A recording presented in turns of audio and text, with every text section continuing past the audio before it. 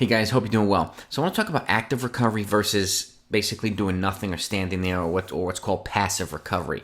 I had a parent reach out to me about his daughter who's running and whatnot, and wanted to get some insight on it. And it's a very good question. I'm glad he reached out to me and answered it. So I want to give you some insight into it. And again, this is something that I have also evolved with over time. And I've been a competitive runner over the last 2 decades as a coach. And once I got into the Wharton method of active flexibility, my philosophy changed. One of the things I personally had issues with was calf cramping, quad cramping, and things like that, particularly with a lot of static stretching. And once I became a more active student of active recovery, active flexibility, and in that regard, it helped not only flush out the legs after a hard workout, it helps speed up recovery as well. It keeps blood circulating in the muscles, even on days when you're not running. If you have a prescribed off day, you do an active stretch routine, help flush things out. You feel a heck of a lot better throughout the day, and it eases the transition into the next day's running, okay, or from the last day's running. Now, when it comes to in-between workout, let's just say you're doing a repeat workout. Some folks will do a jog in the place. That's called active recovery too. Or some folks will stand there.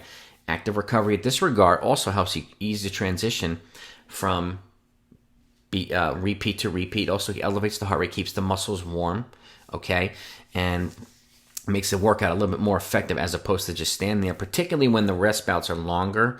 Let's just say you're doing mile repeats with 3 to 4 minute recovery. Jogging in between the bouts is a much more effective method of benefiting from the workout than standing there and doing nothing. But keep in mind too, especially in the cold weather, this is where it really makes a difference, the active recovery versus static recovery, again, standing there doing nothing, or passive recovery. So in those regards, active recovery is the winner both times, whether it's on a workout day, in between work bouts, or after a workout, okay, to help flush out lactate that might be in the legs, before stretching as well.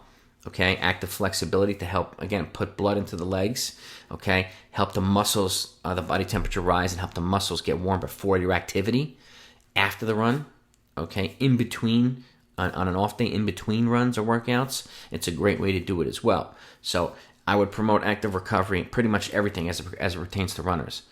Post-run stretching, if you have the time to do it, in a workout or in between a workout, okay, in between repeats, to flush out the legs after workout if you have the time on an off day, especially on race day. So it's a great way of giving you a running specific activity to get you ready for the actual running activity. Static stretching does not do that. Standing there in between bouts for workout does not necessarily do that. So just wanted to emphasize that today. Make sure you're subscribed to this channel if you like helpful running content like this. Okay, I have 300 plus videos all on this channel for free. If you're a coach, you're going to learn a lot of stuff here. If you're a runner, you're going to learn a lot of stuff here. I'm going to keep it coming. Anybody who has questions like this, that needs more clarity, feel free to send them to me. blackbeltrunningcoach@gmail.com is my email. I will reach out to you directly. I'll respond to it directly, or I will put out a video to answer the questions that you put out. There's no stupid question here. Okay, we're all trying to get better in the running community, and this question was a very good one. So I hope you found it helpful. And make sure you hit the notification bell too, so that you know exactly when I put out new videos. But I've got fully detailed training programs here, workouts galore, and you'll understand the method to the madness because I explain everything from beginning to end.